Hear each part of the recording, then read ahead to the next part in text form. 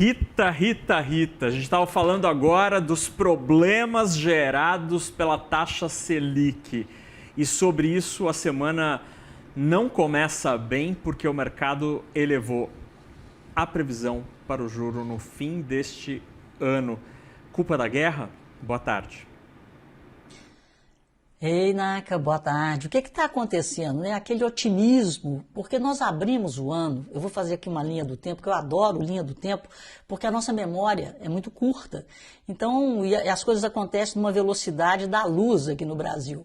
Então, abrimos o ano com o otimismo de que a política monetária restritiva iria, né, ficar mais mansa com o correr do ano, já que a inflação vinha convergindo e as expectativas e as projeções vinham sendo cortadas, tanto para a inflação quanto para a Selic. Então, no primeiro Boletim Focus, nós tivemos a projeção de 12,25. E essa projeção caiu no dia 20 de fevereiro para 12,13 e no dia 27 de fevereiro, 12%, ou seja, era o aumento do otimismo. Só que a guerra, o conflito, começou exatamente no final de fevereiro. E aí, no próximo fevereiro, tem 28 dias, né, gente? Então, dia 27 estava na mínima do ano, a 12.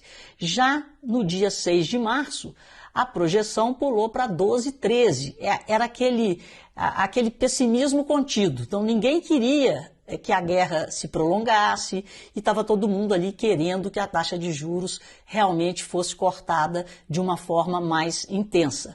Depois pulou para 12,25, o conflito foi se intensificando no dia 13 de março, 12,25, 12,13 no dia 6 de março, 12,25 no dia 13 de março, 12,5 no dia 10 de abril, depois pulou para 13 no dia 17 de abril e ficou nesse 13 por 3 semanas, até a projeção de hoje que pulou para 13,25. E a gente já vinha comentando sobre isso aqui na CNN, porque vários bancos já soltaram relatórios mudando a projeção para 13,5 e até 14. E quando a gente olha na B3, a taxa projetada, né, nos contratos futuros para o primeiro dia útil de janeiro, ou seja, para o final de dezembro de 26, ela está acima de 14 há vários dias e desde a semana passada com a piora do ambiente. Então, portanto, é Trump, é a guerra fazendo preço, mas temos também os nossos problemas internos que têm colaborado para isso. E dentre os problemas internos que têm colaborado para isso, vem a questão da política fazendo preço. Porque quando a política faz preço, o capital estrangeiro ele pode ficar mais volátil. Então, aquele capital que vinha entrando no Brasil já não está entrando tanto assim. Tem dias que a gente tem assistido saída de capital da B3. Então, o dólar se apreciou, hoje, né, teve uma correção, caiu 1,22, mas nós não estamos mais trabalhando com o dólar abaixo de 5, nós estamos trabalhando agora com outra faixa, entre 5 e 5,10, dependendo da pressão política e do prolongamento do conflito.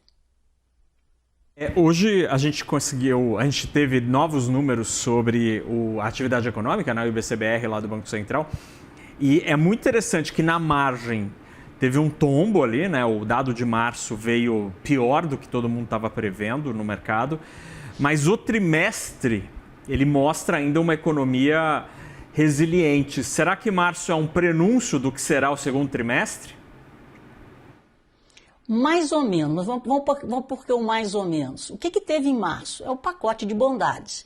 Então, essa chegada do ano, ela veio com o aumento do salário mínimo, que pôde ser sentido a partir de fevereiro, juntamente, né, com a isenção do IR. Então, houveram estímulos de demanda, né, para que a demanda fosse aumentada. Então, o governo agiu no sentido de aumentar os pacotes de bondade. Como ele viu, e teve algum impacto, sim, E foi por isso que nós tivemos um primeiro trimestre em recuperação quando você compara com o último trimestre do ano passado.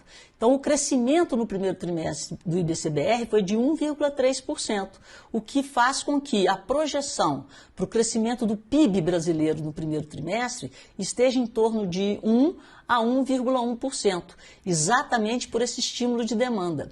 Mas é interessante que 50% desse crescimento é em cima de estímulos.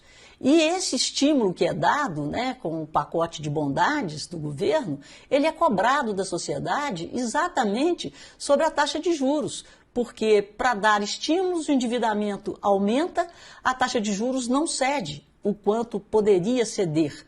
Então, esse problema estrutural, ele vem do modelo que é adotado pelos governos petistas, que é o crescimento via estímulo da demanda. E isso é apontado de maneira clara nos relatórios do Banco Central. Então, quando o Banco Central solta a ata do Copom, ele já falou várias vezes, em várias atas, que gostaria que a política fiscal fosse no mesmo sentido da política monetária.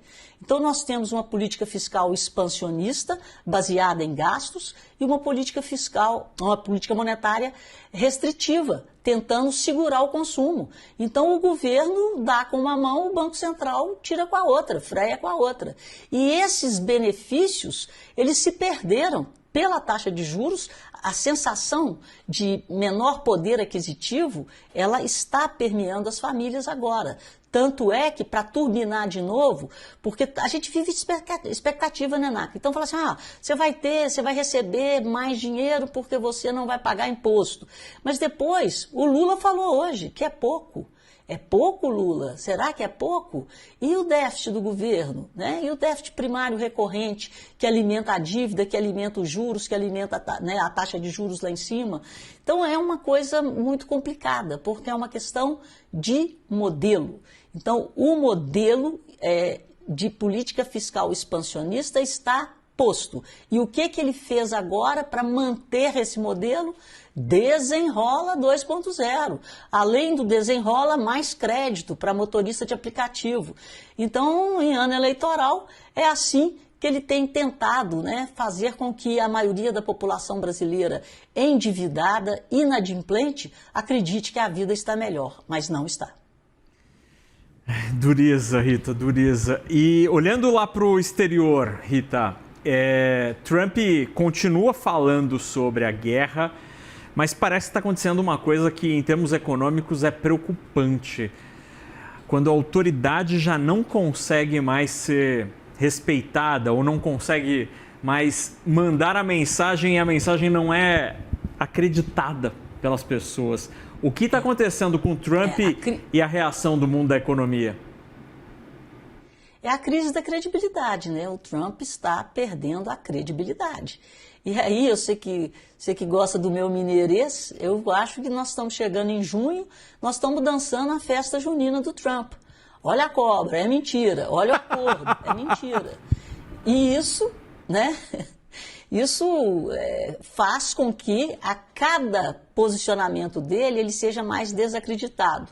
E hoje saiu uma matéria na Bloomberg, isso aí é muito sério, que as empresas de Donald Trump nunca transacionaram tanto nos mercados. Nossa. Então, você associar esse Trump falastrão, né, essa política de festa junina, olha a cobra é mentira, olha a chuva é mentira, a operações sistemáticas recorrentes no mercado financeiro com grandes ganhos, será que o Trump está querendo mesmo essa volatilidade enquanto ele vai aumentando a fortuna dele? Então, tem esse artigo hoje que eu acho que é seríssimo, né? E nos Estados Unidos o pessoal investiga mesmo. Então, vamos ver no que está isso. Mas realmente o Trump está a cada dia perdendo a credibilidade quando ele fala que a guerra está ganha, que acabou o conflito, que a marinha do Irã não existe, que o exército iraniano não existe, e a gente vê uma resiliência muito grande e a arma nuclear do Irã não é a que ele está querendo tomar. A arma nuclear do Irã chama-se Estreito de Hormuz. Rita Mundim, muito bem, obrigado pela conversa, adorei a comparação com a mentira da festa junina, e é isso, né? Ele diz uma coisa e a realidade mostra que é outra. Obrigado pela conversa, ótima semana, Rita. Para todos nós, Naka. Boa tarde. Tchau, tchau.